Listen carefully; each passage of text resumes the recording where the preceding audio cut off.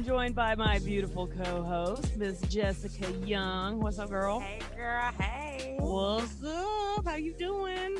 I'm doing good. How you doing? Well, you know. Today's episode, there's a lot of hype about it, right? And Right. I'm gonna warn the audience that this may or may not go into a two-part episode because today's episode is all about glucose monitoring. And I know some people that maybe have just happened to come across this and don't know who I am, haven't been watching what I've been doing for the last 21 days. But there's a lot of people that follow us closely that know exactly what I'm talking about. The continuous glucose monitor that I have been wearing. And there are so many questions. So I want to start off by, first of all, saying thank you to all of you who have left questions, been following closely, sharing the Instagram. My Instagram is Dr. Lauren FITz. And I love teaching and I love giving you guys potential knowledge that is potentially powerful if you apply it to your life. And I believe that this is some of the most powerful knowledge that I have taught yet. Okay. Secondly, I want to give you guys heads up because preparing for these episodes actually takes a lot of time. And I know a lot of you have asked, how can I support you?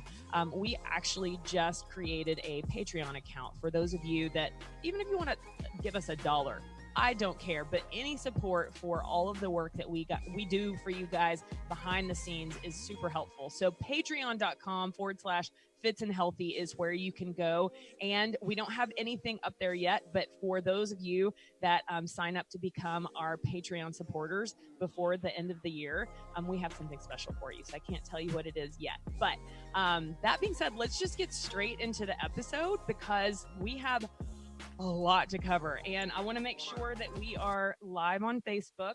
We're on the Club Fitz Fitness like page currently right now. And so I'm hoping that those of you that are watching it live will have some good questions for me because we're gonna basically talk about an hour and then I'm gonna open it up. I have my other computer right here and Jess and I are gonna actually answer your questions, okay? But for those people that are not that have no idea what the CGM experiment was, let me just give a brief synopsis. Okay. So I should have worn a short sleeve so I can show my CGM for those of you that watch the podcast via video. But I got this idea after using a blood glucose monitor on my clients that I coach online. And I've used it now for almost 3 years. I've been health coaching for about 4 years. And I realized that the more data that people that I coach have to track, the easier it is for them to stay on track. So, some of the data that I have them send me are inches monthly. Some people, plus or minus, that are not obsessed with their weight will send me the number on the scale. People will send me pictures. So it's data that they can track. And blood pressure and blood glucose are two basic vital signs that when I was practicing medicine full time, I would look at and it would tell me a whole lot about a patient. And actually blood glucose isn't officially a vital sign, but I think it should be because it tells so much about what is going on inside of a patient. Okay. So, I will start this off by having a few disclaimers. And I know at the end of every show, I do have my medical legal disclaimer that I am a doctor, but not your medical doctor. She my doctor. She always says that. But I also want to just tell you, I am not a nutrition expert. I don't have a nutrition degree. I'm not an RD. And I will never claim to be a nutrition expert because we are learning so much and so much of what we need to learn will probably never be adequately studied because there aren't huge companies that can make a lot of money from the outcome that my gut tells me will ultimately tell us how we should eat. Okay. So I'm not claiming to be a nutrition expert. So those of you that are on your high horse, like, well, I'm an RD or I'm a holistic nutrition certified, whatever, that's cool. This is my N of 1 experiment. And that is one thing that the listeners cannot take away from me is that I am just experimenting on myself. My N of 1 is me. And I am showing you what I saw in the 21 days of doing this CGM test. So CGM stands for continuous glucose monitor. And instead of pricking your finger and testing your blood glucose in the little glucometer that anyone can buy, like you do not have to be a diabetic to buy these little glucometers online. In fact, I always tell my customers I would prefer for you to get it because a lot of people don't realize that they are either already type 2 diabetic or on the verge of becoming a type 2 diabetic. Okay. And I'm going to briefly talk about the difference between type 1 and type 2, but this talk is mostly for people that are not type 1 because the pathophysiology, the big word, what happens with a type 1 diabetic is totally different than what we see in a majority of people. Most people have type 2 diabetes, and this is the thing that I 100% believe that is reversible and preventable. Okay. So this blood glucose. Now, Jessica, do you own a blood glucometer? No. So you've never done this experiment with yourself? No, but I am going to do it. You are? Yes. Yes, I am going to do it. But actually, I just told Keldrick that before we got on. I was like, we're going to have to do this. And I was telling him about you doing it. But yes, we are going to do it, but I don't own one at the moment. No. Okay, cool. Well, the good thing is there are a lot of great monitors. I chose to buy the Precision XR on Amazon that can measure both my blood glucose and my blood ketones. And I'm going to explain, I am not a keto person, but I will tell you, out of all of the diets, I felt good on all of the diets that I was eating a low carb lifestyle. So I like to consider myself a low carb doctor. Okay, so let's rewind. So 21 days ago, it was actually 3 weeks ago, I started this whole experiment where I actually had a very kind follower tell me that she would send me, she is a type 1 diabetic, and I had talked about possibly doing this CGM test on myself. But CGM monitors, and I'm not going to say continuous glucose monitor anymore. I'm assuming that CGM stands for that, right? So a CGM monitor is right now, which I'm hoping that we can change this, and maybe the right person is going to hear this and I can collab with them to make this change. But currently right now, the only CGMs that you can get are through a doctor's prescription, and they're really expensive, and they're only for type 1 diabetics. So even if you are a type 2 diabetic, I have been told from other type 2 diabetics that insurance does not cover them. So I was willing to invest in this apparatus, which the apparatus literally, it looks like, a little tiny cell phone. And once you have that apparatus, you need a sensor. Okay. So the apparatus was I've been told $600.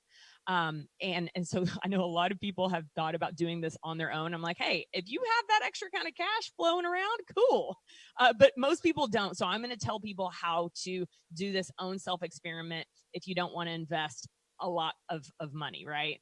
But the actual CGM device that I used was called a Freestyle Libra. The two most common ones that are on the market right now are the Freestyle Libra and the Dexcom. But I've been told that the Dexcom is the most common one that type 1 diabetics use because it has not only a monitor that monitors tells the patient when their blood glucose is dangerously low, but it also has the ability to connect to a continuous insulin pump. Okay.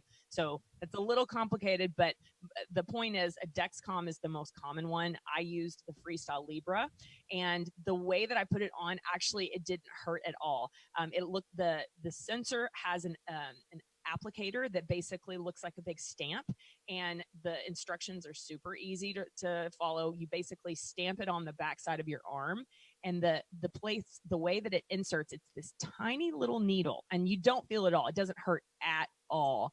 And the tiny little needle goes into your subcutaneous tissue. So this is actually not officially blood glucose monitoring. It's actually testing the glucose in your subcutaneous tissue.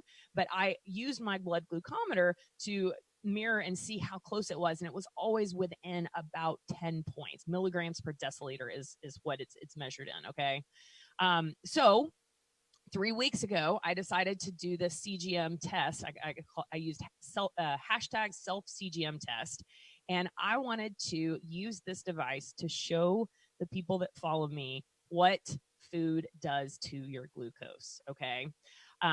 Ultimately, because I believe that type 2 diabetes is, if not one of the worst, it's definitely one of the worst. I might call it the worst disease to have. Being a practicing anesthesiologist for so many years, I had so many patients that were getting their feet chopped off, losing fingers and toes, having strokes, having heart attacks, losing their sight, needing to be on dialysis, which basically means their kidneys stop working. Why is this? It's because if you think about a slow drip of battery acid on something, it slowly eats away and ultimately ends up making that whatever it's being dripped on just ruined, right? Well, when our blood glucose has an elevated level of sugar, it's like slow drip of battery acid to all of our organs. And that's why when you have a patient that has end stage diabetes, it looks miserable because it's not just one organ system that's affected. It's all organ systems, because these patients have been walking around with really high levels of blood glucose because their pancreas, which is the organ that produces insulin, basically just can't keep up and keeps producing insulin to the point that their blood glucose just stays chronically high. So that slow drip of battery acid slowly breaks down your kidneys, slowly breaks down your eyesight, slowly breaks down your nerves, so that when you step on a tack, you can't feel it because you have what's called a neuropathy, because those nerves have been exposed to these high levels of sugar. And basically, it's just a slow death for your organs. And I am trying to paint this picture and scare the hell out of you, because I want you to be scared. And I want you to be scared, but I also want you to be educated, knowing that if you have this disease, depending on how far along this curve you are, you can reverse it. Okay. My hope is to catch you right here at the lower part of the curve instead of at the latter part of the curve. Because by the time that you have end stage organ disease like kidney failure and you need dialysis, it's almost, well, it is too late to reverse that end stage damage. So my hope is that this experiment is going to speak to all of you, and then also make sure that all of you realize that, I know some of you are thinking, well, I'm not overweight, so I'm not at risk. BS. And I'm going to tell you why. So I don't know if you saw, Jessica, you're not a morning person, so I'm guessing that you probably didn't see my post. But I posted this morning to let them know there is one thing that everyone can do to potentially be diabetic. Do you by chance know what that is? This is a trick question. Okay. Well, it's not a trick question. I didn't see the post either. That's okay. That's okay. So I truly believe that, well, let's rewind back. The one thing that you can do, I'm going to tell you, is because so many Americans are doing this, is over consuming carbohydrates. Okay. Now, some of you are going to be like, okay, low carb, I'm done listening to this. No, stop. Just give me this hour to teach you. Okay. Because so many people, this current atmosphere of the diet and nutrition world is so, it's like there's animosity and there's hatred and there's like fighting, like I'm a vegan and I'm paleo and I'm keto, and like, let's just fight. It's dumb. Because if we can all just rise together and get the vast majority of the world to realize that it's not so much one particular diet is the end all be all, but what one thing that everyone needs to do is they need to cut out fake foods, processed foods. And that's why if you have someone, and this is and I'm not anti-vegan, but I will, at the end of this, I will let you guys know which one that I felt best on.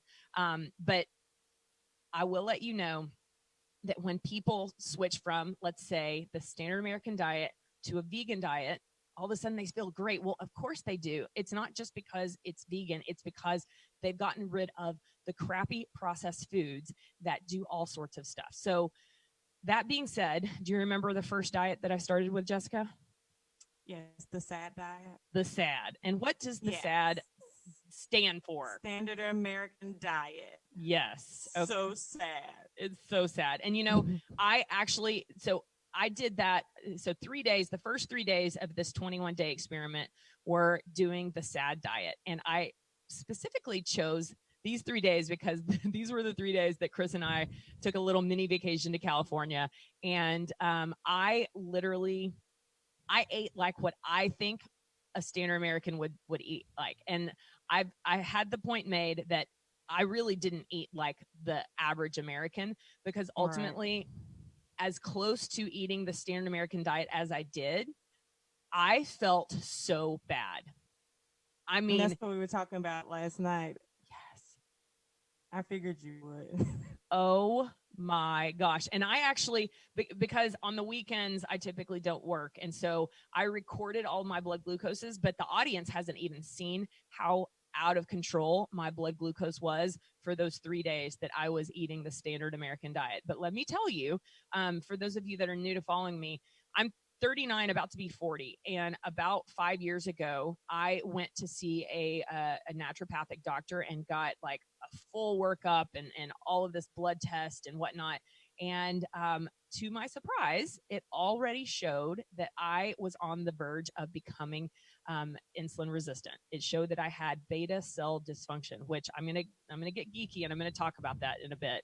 But at that point in my life, I wasn't overweight. I was working out hardcore.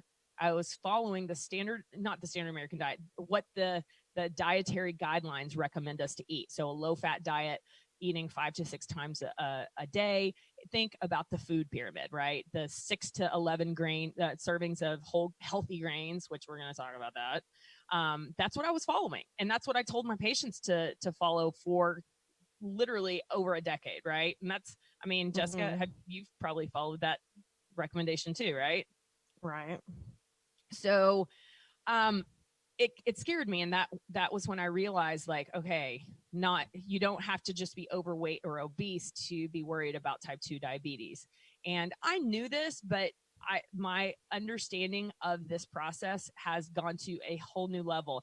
And this 21-day experiment confirmed a lot of what I already knew, but I also learned a lot about myself. So I'm going to be posting those sad numbers of the blood glucose. But let me tell you that my blood glucose, there were times that it would go below 100, but most of the time it stayed elevated above 100, and that is not good.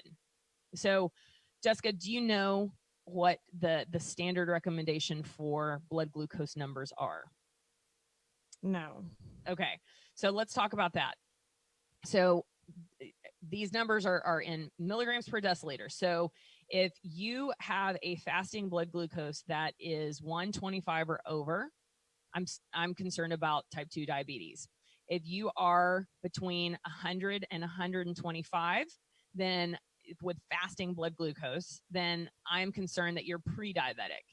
And then 90 to 100, you're not yet pre-diabetic, but I would love for you to be the optimal, which is less than 90, preferably between about 70 and 90. And people that saw my experiment, those were the ranges that I set to be the upper limits of high and low, right? Yeah, I figured that was I didn't know the exact number, but just from looking at your thing, I figured like what was probably too high, or just by, your results and stuff you were saying. Right. So, I don't eat much fried foods, right? Like very rarely. I can count on one hand how many times I've eaten something fried in the last year. Alabama and eat fried chicken. Yeah, that too. Your mama's fried chicken is legit though. That was totally worth it. Yeah, it's worth your blood sugar going. Yeah. But the first night on the standard American diet, we were in Laguna Beach, and the entree that the guy recommended was their fried rosemary chicken and potato whatever. So I'm like, all right, I'm going all out. And oh my gosh. Now granted, it tasted good. I'm not gonna lie. It tasted good. But the aftermath of not just the blood glucose, but let's just talk about the GI tract. OMG. It was not good. Painful. Like, was it like cramping or cramping? And then what came out on the other side was not good either. It, like, literally my body was like, what the hell are you doing to me? So, the moment on the lips and lifetime on the hips. It's kind of like that. Like, it tasted good for the 15 minutes that I was enjoying the entree, but the aftermath and how long it lasted, it's just not worth it. So Right. so the SAD diet, I'm not going to spend too much time, because if you're listening to this, I'm hoping that you have realized that the SAD diet is, you hopefully you've never eaten it, or you've left it behind in the past, right? So You know what I was really what really got me though, because you're supposed to eat oatmeal for breakfast.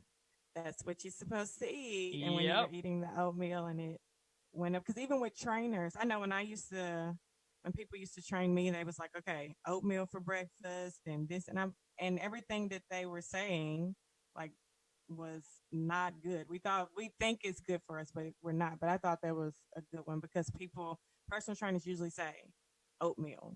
That's Yes. the number one thing to eat for breakfast in the morning. Yes. So that's perfect segue to the next 3 days of my 21-day self CGM test, because the next 3 days I did the low fat diet, basically what our government dietary guidelines tell us to eat, the food pyramid.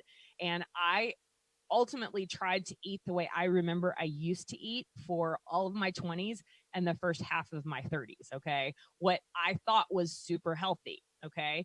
And so the very first day, I did not practice intermittent fasting. A lot of you guys know that I am a huge proponent of intermittent fasting, and it is a tool that I use with pretty much all of my clients. But I did not practice IF during the SAD diet or the low fat diet, because those are not standards for both of those diets. So the low fat diet started, and I ate breakfast first thing. And the first day I ate oatmeal and blueberries. And for all intents and purposes, everyone's like, but that's healthy, right? Well, it depends on what your definition of healthy is. So my blood glucose went up to, and I'm going to actually do a write-up on this so people can actually see all of these numbers and see the graphs and whatnot. But my blood glucose went up to, I believe it was 150, 155. Okay. And that was an hour later. So what I did was I measured it 30 minutes post and 1 hour post. And then I typically would do it either 90 minutes later or 2 hours after I was done eating. And not only did it spike my blood glucose up, but 90 minutes later, I found myself feeling really hungry, and I checked my blood glucose, and sure enough, I believe it was 59. Okay. Mm-hmm. Now, what I believe is that, and this goes against a lot of, nutrition programs, and including, a company that I'm associated with. We have a nutrition program that's all about timed nutrition and multiple meals a day. And I don't believe in that.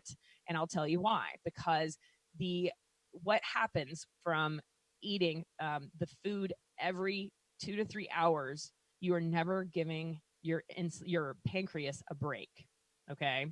So what happens when you eat food, right? You ingest it into your mouth, it goes down your esophagus, it goes into your stomach, and then it goes into your small intestines, and then your large intestines, and then the rectum, and then it's out, right? So that whole track, the main purpose of your intestines is to digest and basically take in all of the stuff that the body can use and excrete the stuff the body can't, right? I.e. poop. Now, I just wanted to say that word, because everyone's asking, are you going to talk about your GI stuff? I'm like, yes, there will be a lot about doo-doo. I'm going to talk about doo-doo. Okay. So I, for the longest time, I thought that my constant hunger was just because I had a high metabolism. Right. That was the thing girl, your metabolism just high. You got to eat, because your girl be eating every hour. Yeah. It's still a little high to go slow down by the time I get a little older. Oh, we've been taught so wrong. Right?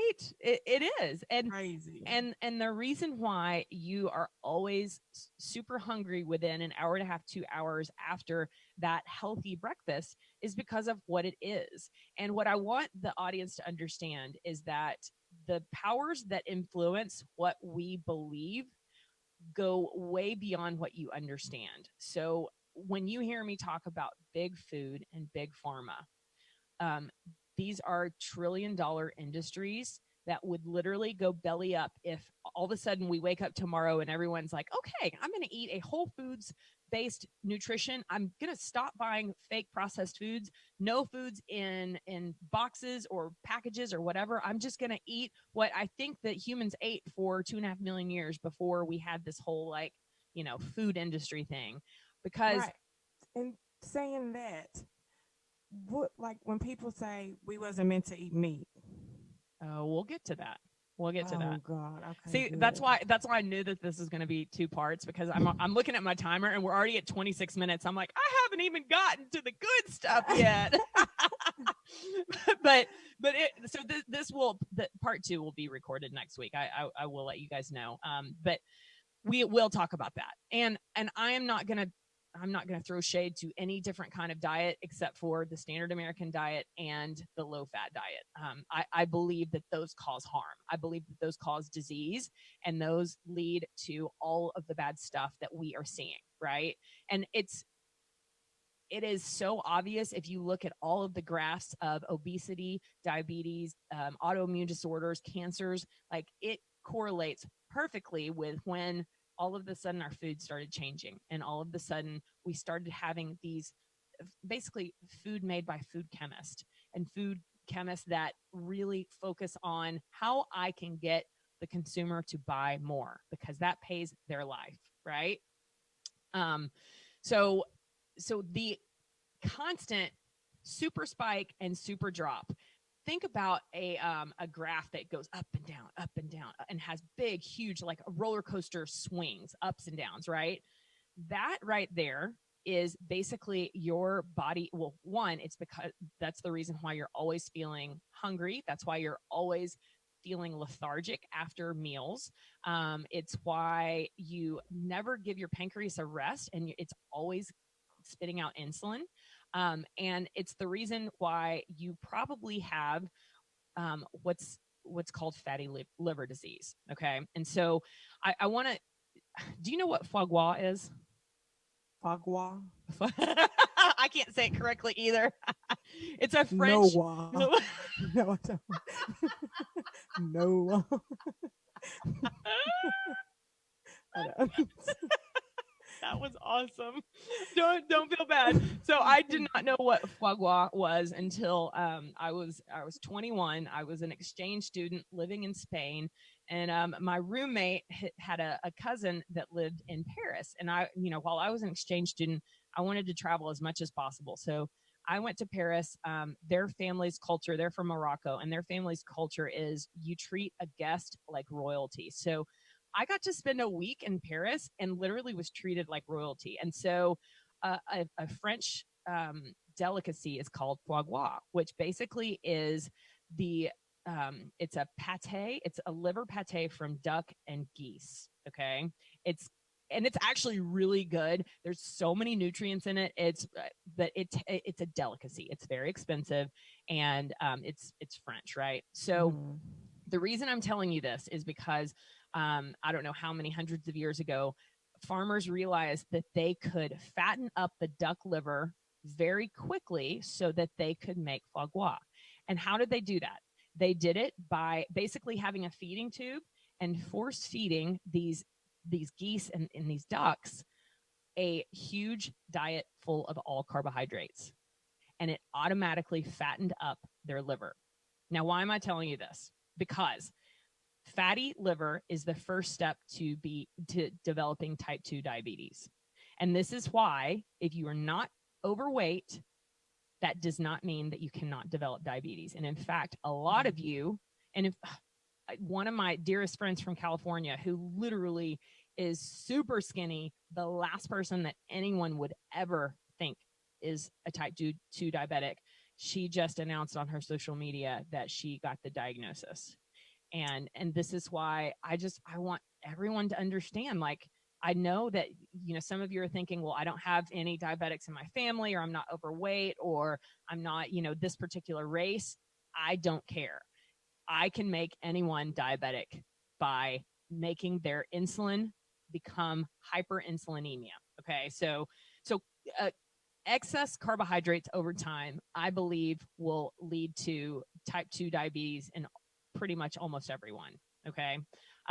This is why I am a huge proponent of a low carb lifestyle. So I just want to, are there any questions as far as the low fat part? Because we've covered the SAD and we've covered the low fat, but I really want to spend a majority of the time on the rest of the diets, because the next 3 days I went to high fat, low carb, and then I went to 3 days of keto, and then I went to 3 days of the carnivore diet. And those are, that was I knew that was the one I was missing. I was thinking, what was the last one you did? Yeah. Oh, and I can't forget, before I did all of the lower carb lifestyles, I went vegan for 3 days, right? So should we just go ahead and jump into the vegan thing? Yes, we should. Okay. So yeah. Now, I was looking at time. Yeah, I've got my timer right here. We're good. So if a patient or a customer comes to me and gives me two options of standard American diet versus vegan, I'm going to choose vegan all the time. Absolutely. If those are my only two options. But ultimately, the reason why I like the vegan option over the standard American diet or even the low fat is because we're getting rid of fat food, or we're getting rid of freaking foods, fake foods, right? Because the standard American diet is full of fake foods, processed foods, foods that have additives, preservatives, artificial dyes, chemicals that are not supposed to be ingested. And so that is why I would prefer for them to be vegan. Now, I tried my best to eat a higher fat, lower carbohydrate lifestyle as a vegan, and I found it really hard. This is something that anytime someone works with me, they ask, can I do a high fat, low carb lifestyle as a vegan?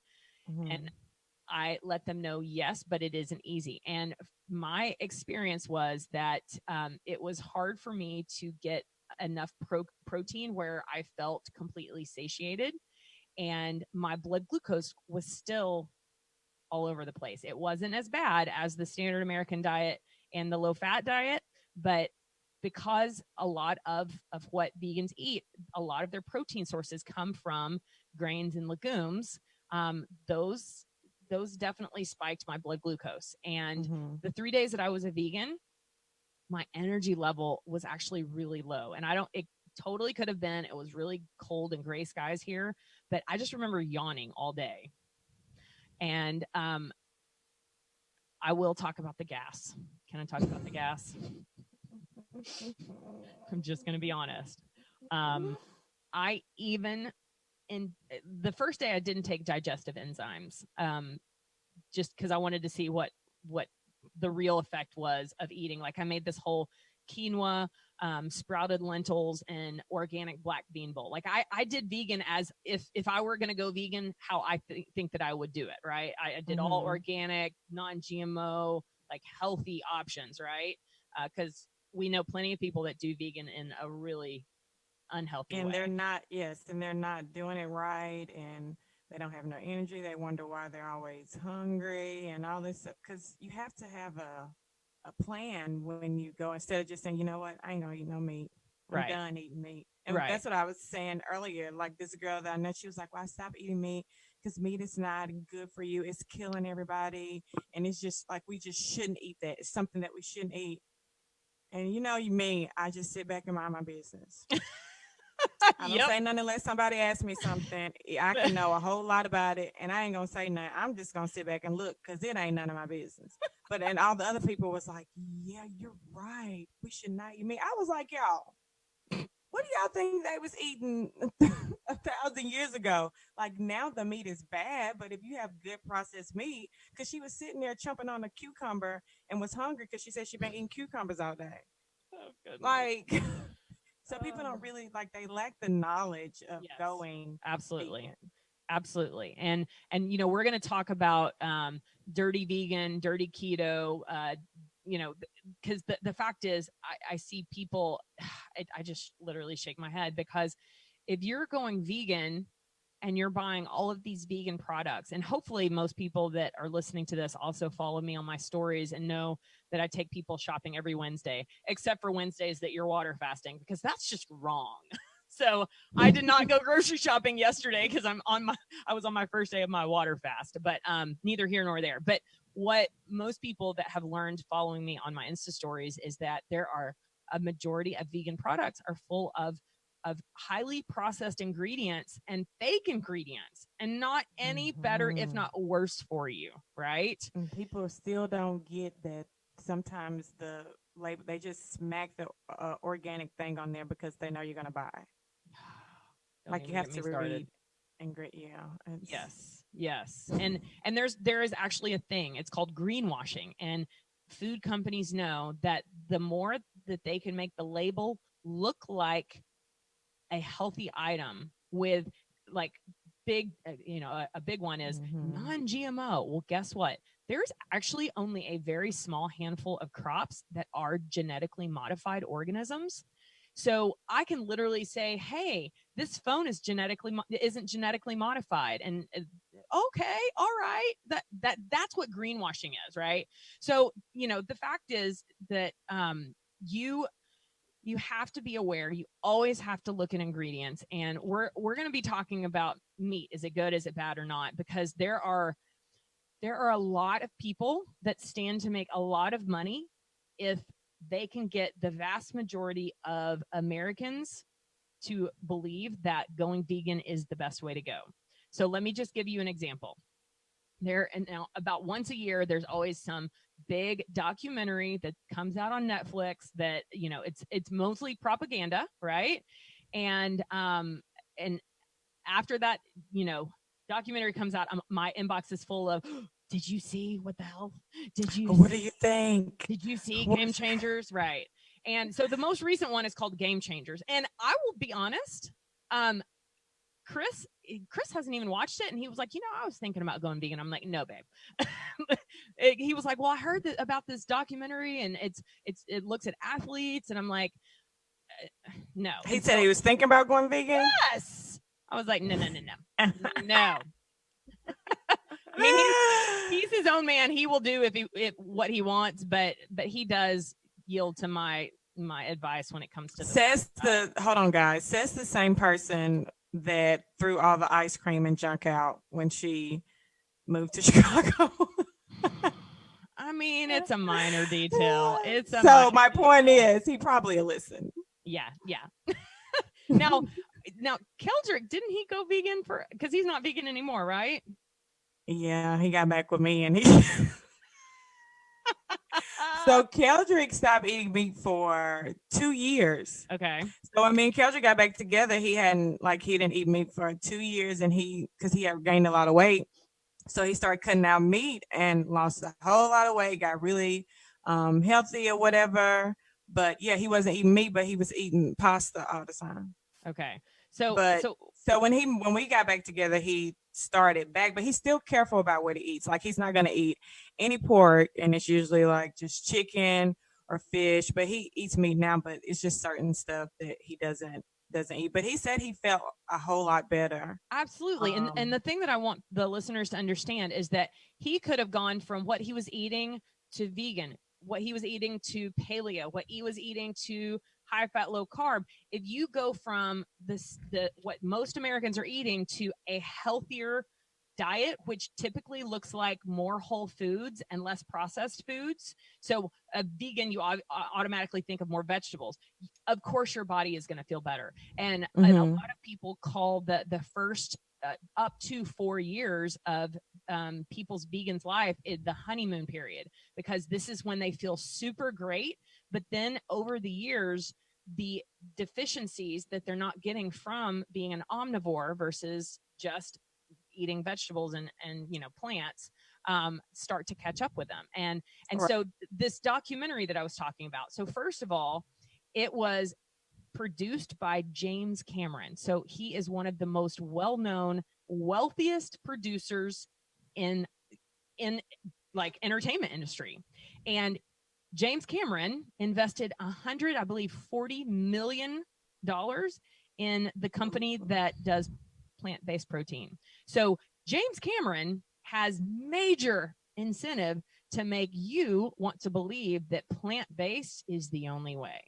Right. And that's why when I say propaganda, and they're actually, if I don't know if you listen to Joe Rogan, but Joe Rogan has had some great people on his show to debunk the game changers. I didn't even waste my time debunking it because I knew that people that are far smarter and have access to better resources than me were going to be able to debunk it. But were a lot of fallacies in the game changers, and they misled a lot of people when they say plant-based. A few of those people were plant-based, mostly plant-based, but still ate fish and still, whatever. And this documentary was made over the last 5 years. So a lot of the athletes that they focused on, actually, and specifically Cam Newton, have had injuries that a lot of people speculate are due to the change of going from an omnivore diet to a vegan diet, because they're lacking some vital nutrients, basically, that helps with joint health and whatnot. So I am not here to bash vegans, but that way of eating for me made my blood glucose go way too much up and down. I felt better eating as a vegan when I compared it to the low fat diet, and then definitely when compared to the standard American diet. But the next diet that I did for 3 days was the beginning of when I really just felt awesome. And that was the high fat, low carb diet. So, any other thoughts or comments about the vegan diet before we move on? No, because I literally. Oh, I think, like you were saying, we're not bashing vegan. I think it's good to do if you know what you're doing. True. Like, a lot of people go into it and they don't know what they're doing. They're not getting the nutrients they need because they don't really know how to do it. So if you do the research and you know what you're doing, then cool. Right. But if not, it can hurt you worse. Because a girl that I was coaching, and Lauren, you know me, my patience sometimes short. Very. And she was like, well, she was so much like she wanted to do the vegan whatever. And I was like, cool, like just to make sure, like we'll make sure you're doing it the right way. But she was so adamant on doing her smoothies. So she was drinking 2 smoothies a day, and not like Shakeology. I mean smoothies like mango, strawberry, spinach. She was drinking that 2 times a day, and then she was eating a meal. And she looked sick. And I was like, when you're able to follow my directions, then we can work further. Because I don't want you to be going around telling me, girl, yeah, I'm working with Jessica. And I didn't tell her that, but that's what I was thinking. Like, I'm working with Jessica. And she was like, she was looking sick, but it was but she was losing the weight, but it wasn't healthy. Like if you want to do it, but just know, like, research and make sure you're eating the right stuff. There are plenty of doctors that I follow online and have podcasts that I listen to that I hear this consistently, that are still practicing, that are like functional medicine doctors, which, by the way, I'm going to be one of those in the near future, but that's another podcast. But I am excited about that. But many functional medicine doctors that I follow have talked about how their vegan patients are some of the most unhealthy patients. So like, I know that some people are like, I just want to lose weight, but guys, it's more than just losing weight. Yes. Like, you have to understand, like, your health is your most valuable thing. And if you aren't feeling awesome 9 times out of 10 every single day, full of energy, your skin is looking good, your hair is looking good, your GI tract is looking good, or functioning good. Your sleep is functioning good, like then you have room for improvement, because ultimately I can tell you from this side, like, I wake up and feel amazing every day. And I think I've taken for granted what feeling good feels like after going to the standard American diet and the low fat and the vegan for a while. Right. And it was only, and that's why I tell people too, you don't know how bad you feel until you really start feeling good. Exactly. For real. Because I used to be like, I feel good. And then when I really, I always been an athlete, so working out is second nature, but I haven't always been in, like, having my food on point. Right. When I started, I was like, dang, I didn't know I felt that bad. Right. No, it's truly, people don't understand what like, there's so many people that have been literally walking around for decades and they don't know what it feels like to feel good. And then the moment that we start to change what they eat, all of a sudden there's this epiphany like, oh my gosh. And I am I haven't come up with what I want to call this, because I want to come up with a hashtag, and maybe our followers can help me, but I want to create a movement that creates awareness, especially January is right around the corner. And what is the first thing that everyone does in January?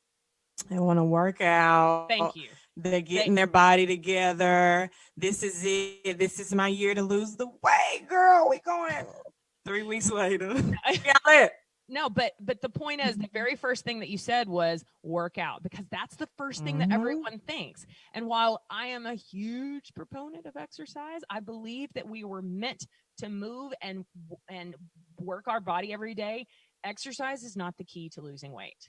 And I want to create a movement where January comes and people start to think, okay, I'm going to get my nutrition in order, because that, if they just focus 90% of their effort on what they eat, the weight will literally come off. Like, people don't understand, like, they put all of this work and effort into, going to those HIIT classes and getting my ass kicked by the work and blah, blah, blah.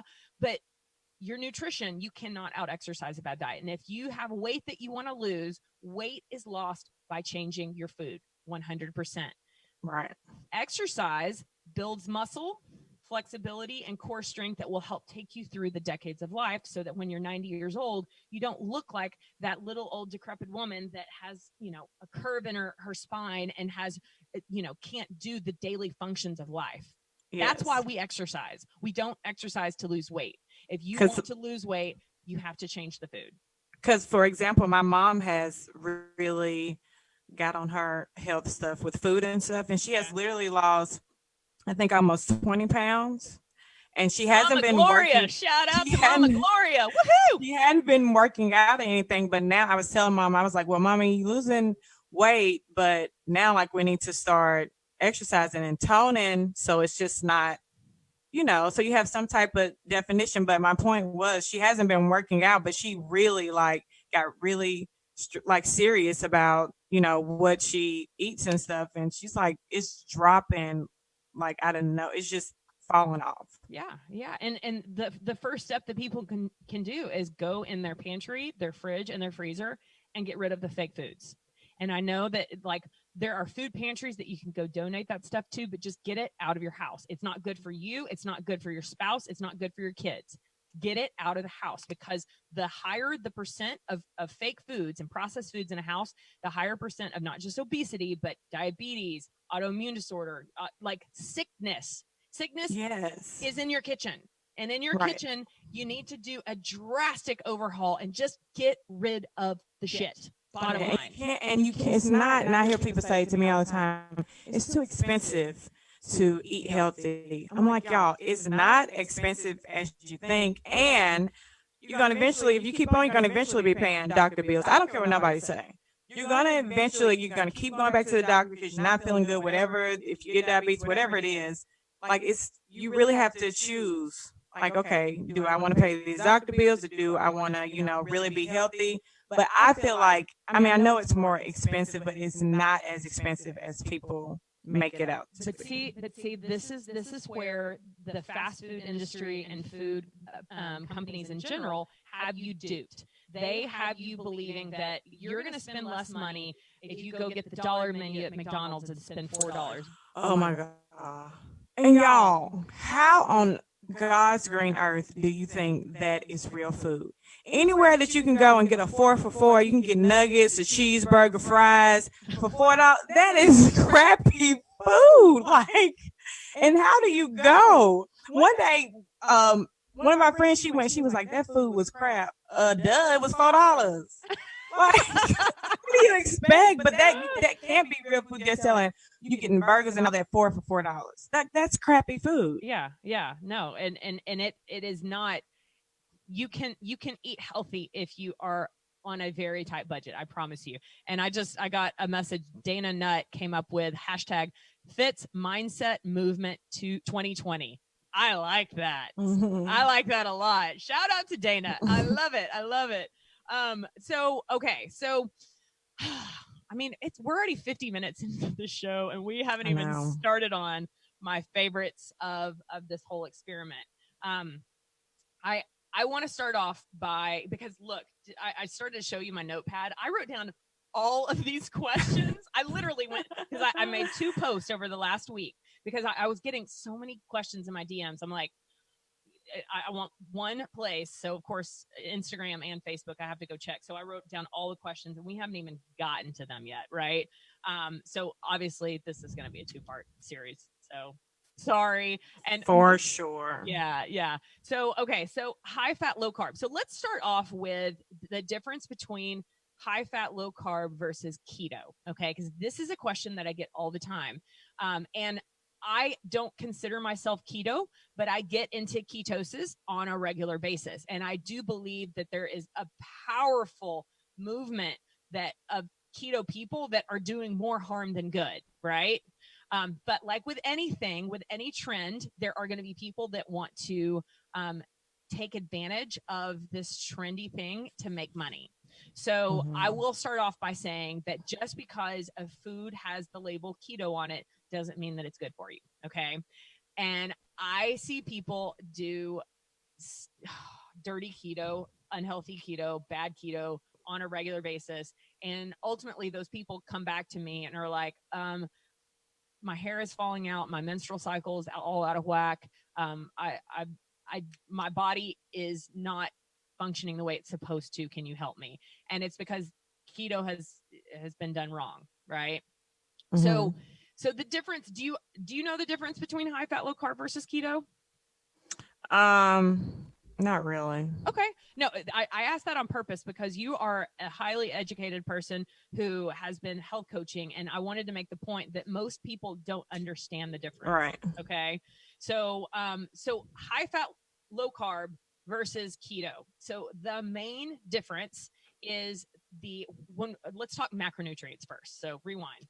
We have 3 major macronutrients. We have fat, protein, and carbohydrates. Okay. Now, of the 3, we have essential fatty acids and we have essential amino acids, which all that means is that our bodies can't make these building blocks. So we have to get them from our diet.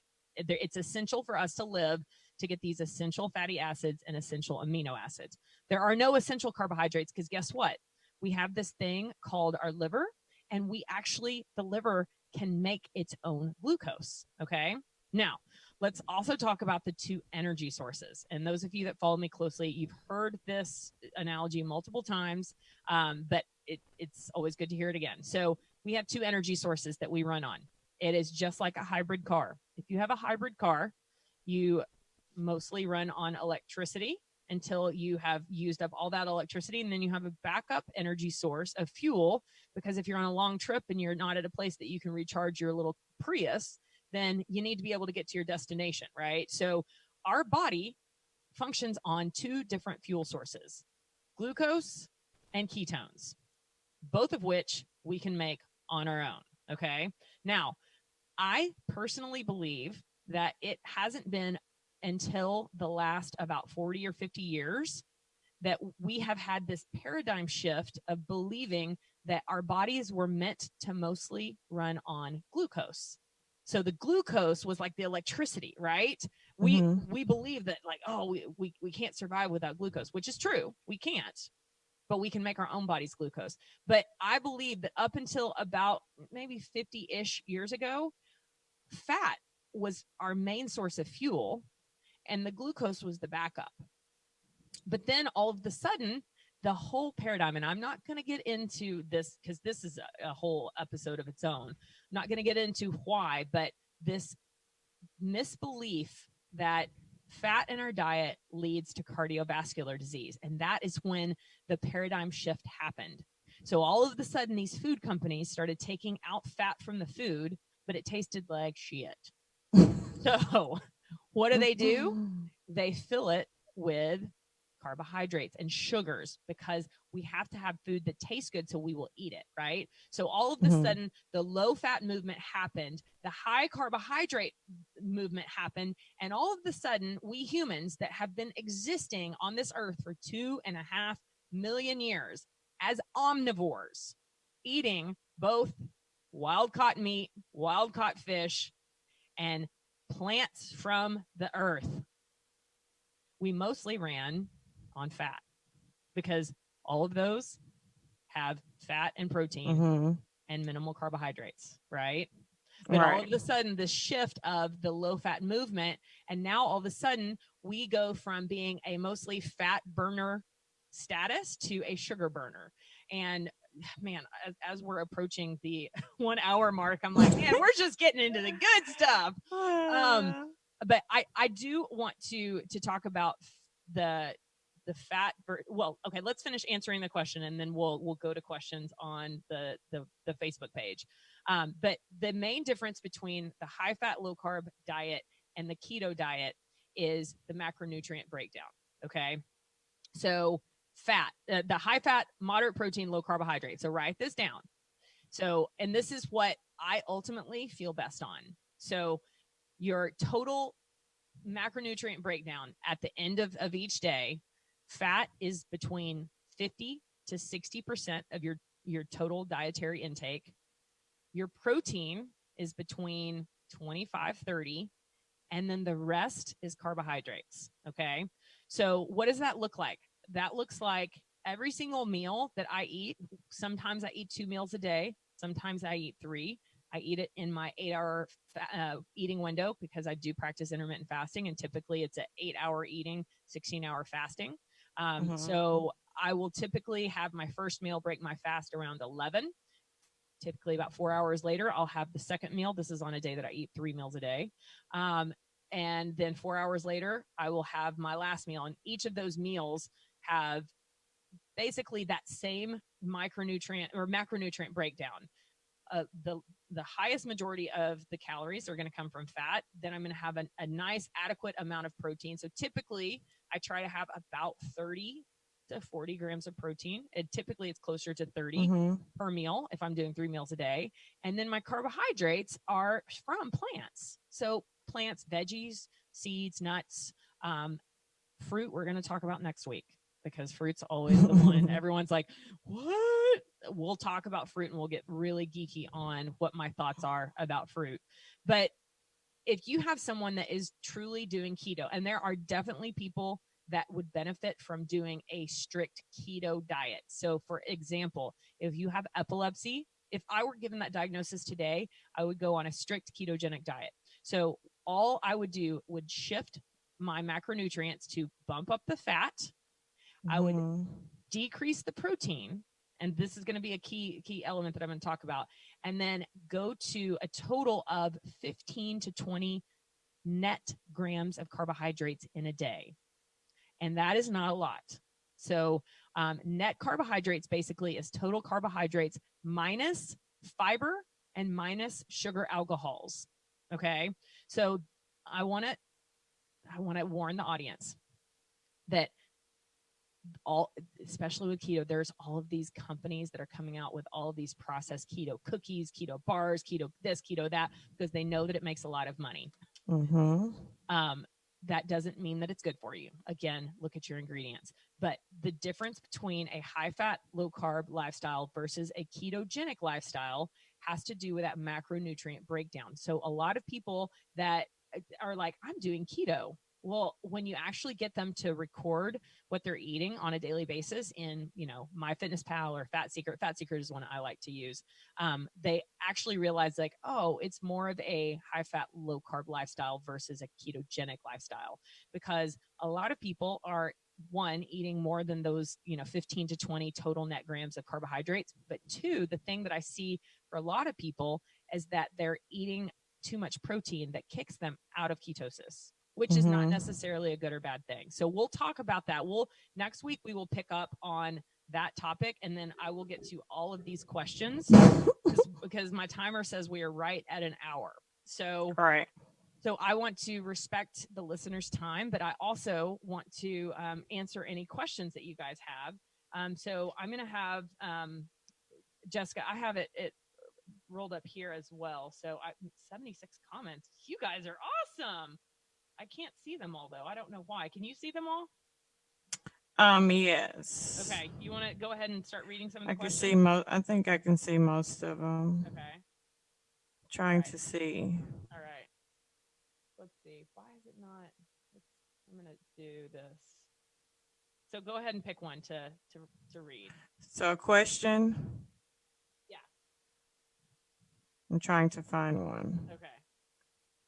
I mean, it's a lot. It's not so much. I mean, were saying stuff. It's not so Okay. much questions. Okay. So okay. Is there a good time? Is there a good time of day or way to eat oatmeal? Because I love oatmeal and homemade granola, or just not at all. That's a great question. So for me, I'm going to stay away from oatmeal because I saw what it did to my blood glucose. When I felt the best was when my blood glucose had basically just a nice rolling, like it kind of elevated and then it kind of went down. I felt the worst and I felt hungry when I would spike my blood glucose really high, which means that my pancreas would be like, oh, here's some insulin to bring that sugar into the cell. And then it would spike it really low. And the feelings of hunger that come along with that basically most people don't realize whether they're starting their day off with oatmeal or cereal or a bagel with, Greek yogurt. Like I'm thinking of all of the healthy breakfasts that I used to eat that just, and all of those are basically sugar, sugar, sugar, and sugar. The best way to start the day off is a breakfast that has healthy fats and protein with little to no carbohydrates. And that will fuel you for the longest time. And again, breakfast is whatever meal you break your fast with. So it doesn't necessarily have to be first thing in the morning. It's just your first meal. So, okay. What other questions? Okay. How do you get your nutrients while being vegan? Oh, that's a great question. So you can, and again, I'm not a nutrition expert, but out of all of the extensive reading and research and studying that I've done, there's a lot of nutrients that you can get from doing a vegan diet, doing it right.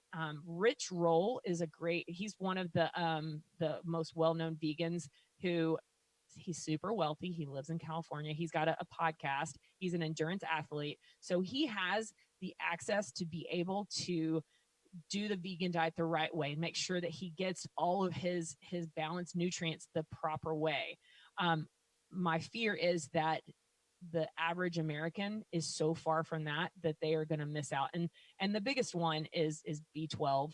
That's the one that people always hear about. But there is a score called the DIAS, DIASS, that basically talks about the bioavailability of proteins. And it's a chart. And if you can imagine this chart, at the top of the chart, it talks about, it shows animal protein and how bioavailable it is. And it shows the graph going all the way to the right-hand side. And then it goes and it shows all the different kinds of protein. And so you get down to the vegan sources of protein, and their bioavailability is much less than meat. And of course, next week we are going to talk about not all meat is created equal. And if I'm at a place that I don't have the ability to order like a wild caught salmon, then I will actually order a vegan meal because I don't want to put in my body bad meat. And we'll talk about that next week. But yeah, it is possible to get most of what you need, but it's really hard. And if you don't have someone guiding you through that process, most people get it wrong and they end up with a ton of vitamin deficiencies, and they become those patients that, these doctors, these functional medicine doctors, like, vegans are some of the sickest patients that I have. Mm-hmm. So we need macronutrients, but we also need micronutrients. And that's where, not just vegans there. I mean, trust me, there are ketonians and low fatters and high fat, low carbers that have vitamin deficiencies because they're not doing it right. Okay. If you are eating high fat, low carb, but your carb number is higher than 10%, but your carbs are all from vegetables, is that okay? Absolutely. Okay. Here, this is where I want people to realize, like, stop being dogmatic because guess what? If you eat 10% of carbohydrates today and you eat 12 tomorrow and then 8 the next day, like, your body isn't going to be like, I'm not gonna function. Like it's all about balance. And this is where I see a lot of people, getting so like legalistic. But these numbers are just estimates, and you won't know until you test yourself. If you have a food that you really enjoy, see what it does to your blood glucose, see what it does to your energy, see what it does to your GI tract, see what it does to your skin, like all of these things that food affect. And then ultimately you make the decision. But if you eat, if you're trying to do a low carb diet and you're at 11%, stop worrying about that kind of stuff. Hmm. Your body is so much smarter than that. Hey girls, how many grams of protein roughly will kick you out of ketosis? And should you rotate out of ketosis That's a great question. periodically? Yeah, and we'll talk about that next week, for sure. So everyone is different. The amount of grams of protein that will knock one person out of ketosis versus another. And next week I'm gonna talk about the difference between what has been coined nutritional ketosis versus deep ketosis. What do you want to be in? Why do you want to be in one versus the other? Or maybe do you want to be in one at one time, one at the other? And the different we have different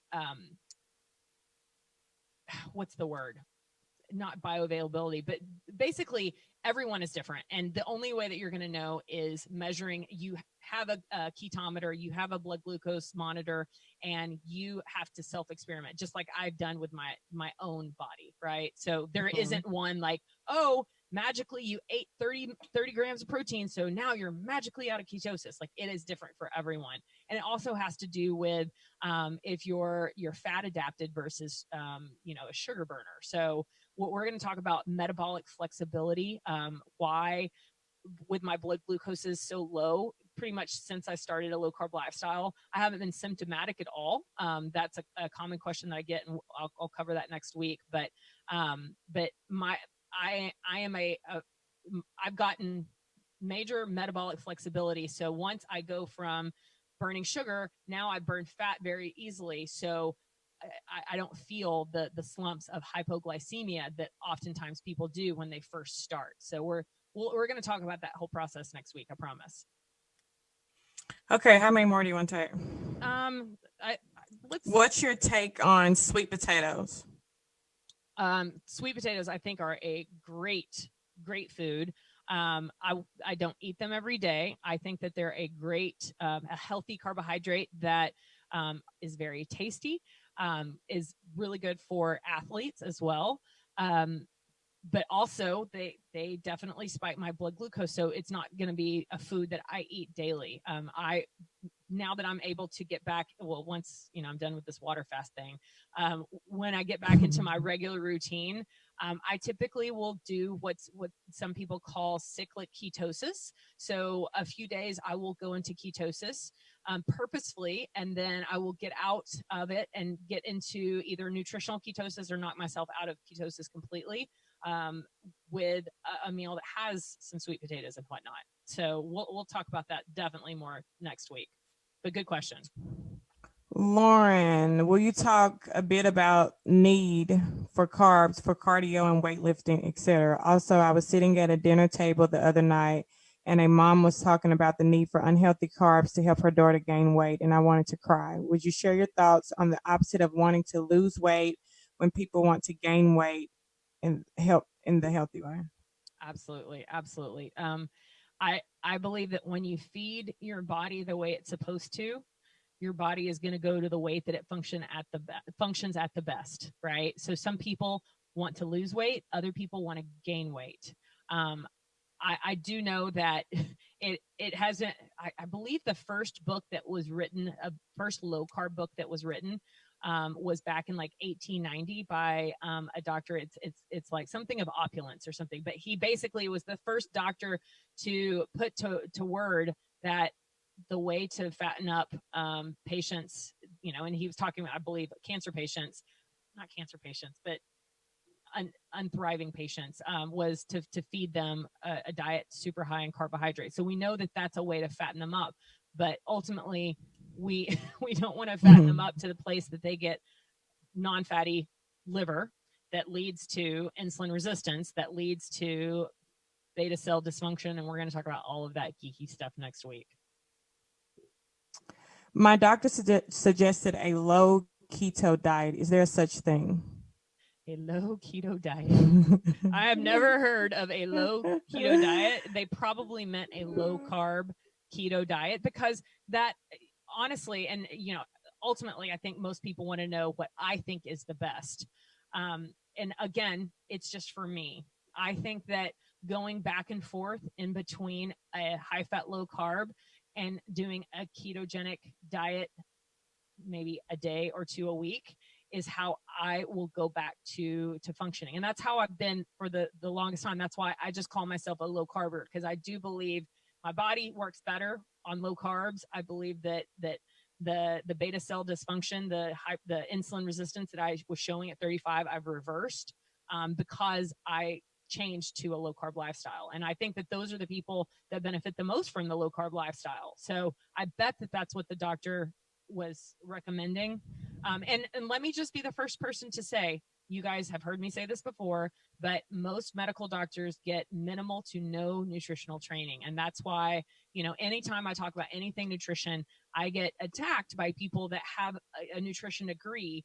But it is real. Most MDs and DOs don't know anything about nutrition. They don't know what they're talking about. Yeah. And, if they don't look healthy either, it's hard for me to take diet advice from a doctor that doesn't know how to feed themselves healthy either. And it's not doctors' faults, because we're not taught how to feed the body, in a healthy way. And this is why having a health coach is so beneficial, because this journey is not easy. Your taste buds have been hijacked by all these fake foods, and you really are. The minimum amount of time I like to work with a client is 3 months, because that is the minimum amount of time that it takes for me to undo some of these lifetime unhealthy habits and replace them with good, healthy habits of learning how to truly feed the body with whole foods, Okay. Time for a few more questions. She said his concern, the question I just asked, she said his concern was me being insulin resistant. Yeah. So if your doc is concerned about insulin resistant, he wants you to go on a low carb diet. And that's the thing. So many people confuse high fat, low carb with keto, because both are low carbohydrates. But it has to do with, if you're doing pure keto, you are being really strict and really minimizing the total amount of carbohydrates that you are consuming, versus on low carb, it's mostly you're trying to stay at that about 10 to 15% of your total macronutrients. And then also the amount of protein is that, it's moderate on the high fat, low carb. It's lower on the ketogenic, because most, like 80 to 90% of what you consume is fat.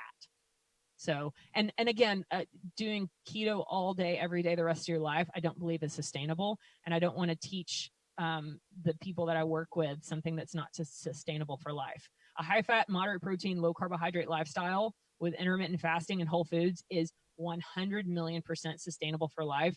You eat good food. You don't feel deprived. Like you don't feel the hunger pangs all the time. You have so much more energy. Like, there's so many benefits I'm going to talk about next week. So yeah, let's do one more question. Okay. I'm just going in order. Okay. Good morning. Is high fat, low carb nutrition a healthy option for individuals who want to be heart healthy? Oh, absolutely. Absolutely. And of course, I'm a medical doctor, but not your medical doctor. But this is where I love to ask a follower who asks a question like this, to find a functional medicine doctor, because functional medicine doctors are definitely up to date on the lack of evidence that fat has any connection with cardiovascular disease. Like, there is zero connection. It's all terrible science. And that whole story, it has to do with a man named Ansel Keys, who wasn't even a medical doctor. He was a physiologist, and he basically skewed his data of his research and basically hijacked our American food system to convince everyone that fat was the evil component in their diet that would lead to heart attacks and lead to death. And it was just wrong. So my experience is that I don't require people to get labs before they start working with me. But as a functional medicine doctor, obviously I will, which I'm really excited about. But oftentimes clients will get their labs drawn, and I love to see what they do. Typically, lab findings that change when they do the low carb lifestyle the right way. They'll typically see an increase in the good cholesterol, the HDL. They'll see a decrease in their triglycerides. Their triglycerides, man, that is one of the most important things. Their overall ratio becomes better, and typically their abdominal circumference goes down, and that is directly related to visceral fat. So this is why I'm going to end this with talking about TOFI. TOFI is thin on the outside, fat on the inside. And visceral fat is the fat that is inside our organs, the fat that you can't see unless you get an actual, like a DEXA scan. Or if you want to get a CT scan, or you can see the visceral fat on certain invasive tests, right? Fatty liver, you can see via ultrasound. But I go back to my friend that was diagnosed with type 2 diabetes. I mean, she is thin as a rail. You'd never guess, but I bet you anything she's TOFI. I bet you she has major visceral fat, and you would never, ever guess that. So, all right. Man, we've talked an hour and 17 minutes. Granted, Joe Rogan, I mean, he's, one of the best, but his podcasts go like three hours plus. So I guess an hour and 17 isn't so bad. I know. Right? So no, thank you. So are there any more questions that you want to actually take care of right now? I know I just said one more, but what about concerns of high cholesterol on a high fat, low carb diet? I'm not concerned about cholesterol. The pharmaceutical companies, the only element of your cholesterol that they have figured out that they can change is the LDL, and that's the statin drug group, right? And it's a multi-billion dollar drug industry. And come to find out, our LDL really it's really not the thing that we need to worry about. But getting people to understand, a good book to read where he goes into a good explanation is Why We Get Fat by Dr. Mark Hyman. He is a functional medicine doctor as well. And he talks about and breaks down why you don't need to be on a statin. Ultimately. So that making a paradigm shift where people are no longer concerned about cholesterol the way we have been taught to. I want you to eat the egg yolk. Our body, our hormones, our body needs cholesterol to function. Our hormones are actually biologically made of cholesterol. We need cholesterol. A good test that I ask, and oftentimes is not covered by insurance, is there's two different kinds of cholesterol tests. That there's the cardio IQ and the NMR. One is by Quest Diagnostic. I think cardio IQ is by Quest Diagnostic, and NMR is by LabCorp, I believe. But these are invasive tests that look at the particle size of LDL, because if someone comes back with bad cholesterol, the LDL being high, it doesn't tell me exactly what I want to know. Because if it comes back high, but it's mostly large, fluffy particles, then I'm not concerned. But if it comes back with small, dense particles, then I start to get more concerned. But most doctors, when they send a cholesterol panel, they're not testing for this. And I believe that it's because, one, pharmaceutical companies don't want us to know this. And insurance companies don't want us to know this either, because a lot of people are on cholesterol lowering medicines that don't need to be. Mm-hmm. So, all right. Well, we've talked a lot, and we haven't even scraped the surface of all these questions that were left. But next week we will address the 9 days that I enjoyed the most of this self CGM test. The 3 days of high fat, low carb, then the 3 days of keto, and then the 3 days of carnivore. And we will answer all of the questions, but I appreciate you guys so much. And if this has been helpful so far, please share it. Please go to patreon.com/fits and healthy. And we will see you guys next Thursday.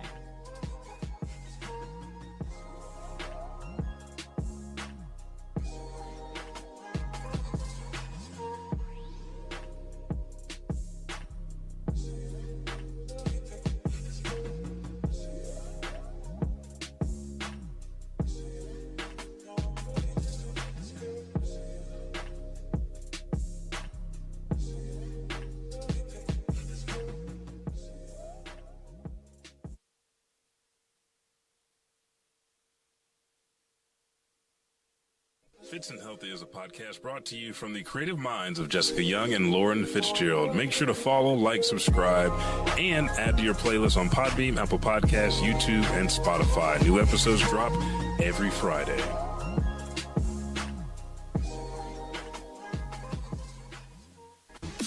I appreciate your time listening so much.